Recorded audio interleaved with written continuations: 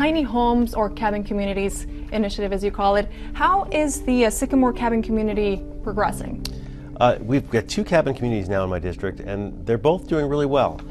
We have one cabin community right behind my district office where we have about 52 cabins. That has been up and running since June, so relatively new, but it's full. A lot of folks are having their lives transformed. They're no longer on the street. They're living in these cabins. They're getting services, 3 meals a day, shower, restrooms, the whole 9 yards in terms of that.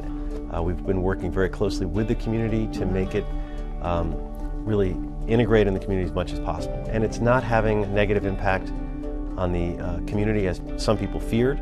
And then we have a second cabin community, which we're calling Sunflower. The first one we call Sycamore. And that's in Tarzana, right off the Orange Line. And that one just opened up a couple of weeks ago. And so it's not full yet. They're onboarding folks slowly and deliberately. And in a way that they bring people in, they explain all the rules to them. It's a process, but it's a good process because that way folks understand the expectations about being in that cabin and they go in willingly. Here I am at cabin 76. This is where I'm spending the night tonight. Come on in.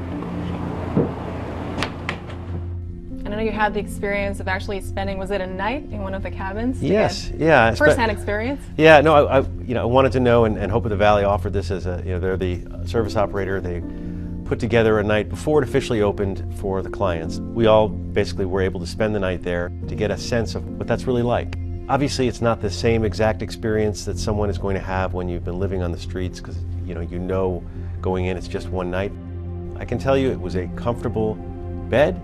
It had air conditioning, heat, Wi-Fi, a short walk across the way to the restrooms, showers were nice. For someone who's living on the streets, it's transformative. The amenity that is most important to someone who's been on the street, it's not the showers or the meals, it's something very small. It's a lock. It's having a locking door so that you can sleep at night without fear of being rousted or a predator or someone coming by. And just that tiny little lock, a little piece of metal, makes all the difference in the world for someone. People describe their experience of sort of finally being able to rest. So folks can stop thinking about just how do I get through the day and how do I find a meal and how do I avoid being a victim to, okay, I'm in a location, it's a stable environment, people are here to help. How do I move forward in my future? How do I get ultimately an apartment? How do I get my ID or my, look for work or whatever it is that person needs to do, or if they're having struggles with addictions, how do I deal with those issues? Yes, because you have counseling too, I read that, and also I think 24/7 security, so the security aspect is taken care of, and also mental health counseling and like you said, help finding jobs. Yeah, each person who's in one of these cabins has a caseworker, and part of the condition of being in that cabin is that you're working toward your case. You are out of survival mode and you're into future mode. That's what keeps people in that cabin, is that they are working for their future.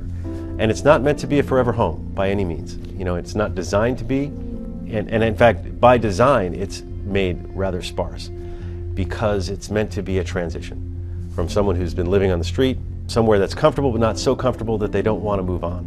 The cabins themselves were designed by folks who were formerly homeless. There's a company that involved folks who were formerly homeless in the design, and there's been a lot of thought into how these communities, not only the cabins themselves are constructed, but how the community is put together. When you get someone out of survival mode, not only is that good for them as an individual, but that's really important for the surrounding community, because someone in survival mode is the kind of person who might break into your car. Not necessarily, I'm not saying that, but someone who's in survival mode is going through your dumpster. Many of the things we get complaints about are complaints about actions that are taken by someone who's in that survival mode. Just that act of getting that person off of the local street and into a place where their survival needs are taken care of and they can focus on the future is game-changing. And even like their pets are taken care of. There's also room for pets to live there as well. That's a great observation. One of the things that we found, and over time, some of the barriers to folks accepting shelter or accepting transitional or even permanent shelter has to do with their pets or a loved one. A lot of times shelters are divided by gender, so people aren't willing to give up their family, which is understandable. And whether that family is a pet or a spouse or a loved one, these cabins, if they're a couple, they can share a cabin. If you have a pet, there is a dog run on site. You're allowed to have a pet. So it deals with some of those issues that have traditionally been barriers. The streets cannot be the waiting room for permanent supportive housing. So these kinds of interim solutions help people transition from a life on the street. They need something like this to get them to that next step. It's interesting because when we talk about homeless people, I think we tend to think about people living on the streets, but let's talk about people who are homeless and living in their cars. The way our system traditionally works is that the services tend to go to the folks who have the most acute needs. And someone who's living in their cars typically has less acute needs than someone who is on the street because they've managed to keep it together, they still have a vehicle, they may have fallen into homelessness more recently. And so sadly, a lot of times the services are not available for those folks. So we've looked into things like safe parking. We've surveyed private and public lands for homeless interventions, and we've successfully been able to get several, but it's often very difficult to acquire the land at a decent price.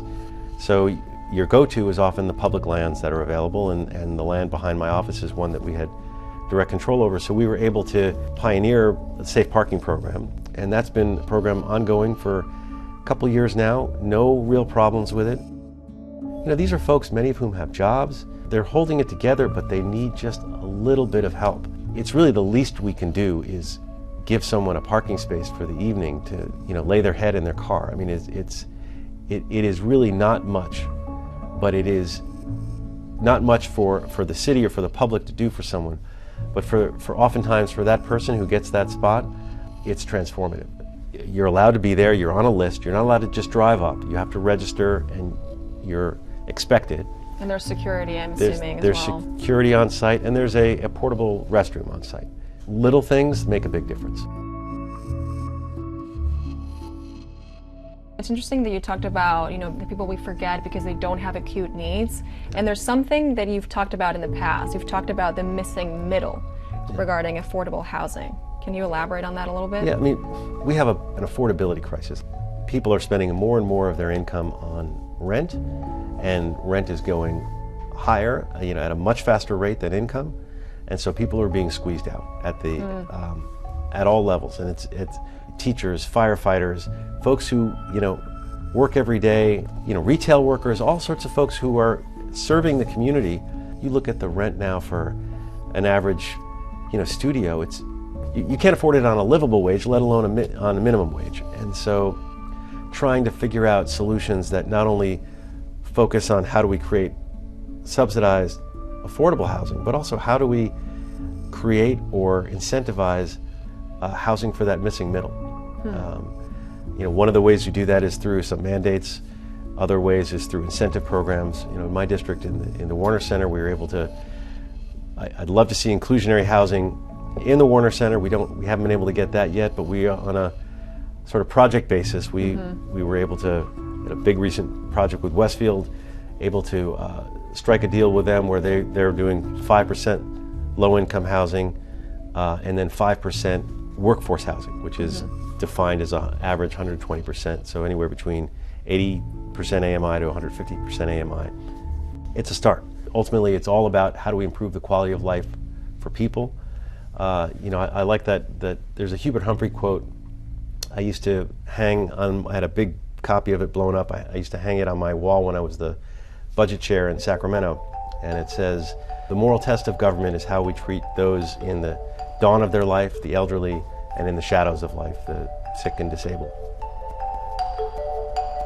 It's a great quote, and I liked when I was the budget chair, particularly to have it front and center, because people would come in with all these requests and sort of they could see where I was coming from. But I think it's a general philosophy about what government is meant to serve all the people, but to really to look after those who have trouble looking after themselves.